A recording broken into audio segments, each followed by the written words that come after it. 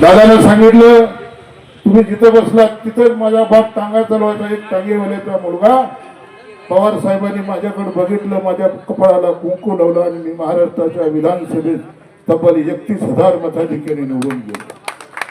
दादा तुमच्या या आंदोलनाला हे तुमचं आंदोलन नाही, हे आंदोलन महाराष्ट्रातल्या तमाम शेतकऱ्याचं आंदोलन आहे.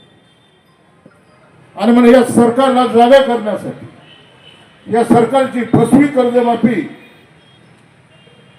कशी आहे याचा काहीच फायदा नाही हे करण्यासाठी आज दादा आम्ही जन्मलो त्या पंढरी नगरीमध्ये आज तुम्ही अन्नत्याग उपोषणाला बसलेलो. अभिजित आबा काल पालकमंत्र्याला भेटायला गेले, बरोबर 3 मंत्री 2 आमदार होते तुमचे. त्यांना जर काल सांगितलं असतं की विद्युत मंडळाला ताबडतोब आदेश द्या तर विजेचा प्रश्न कालच सुटला असता. आणि म्हणून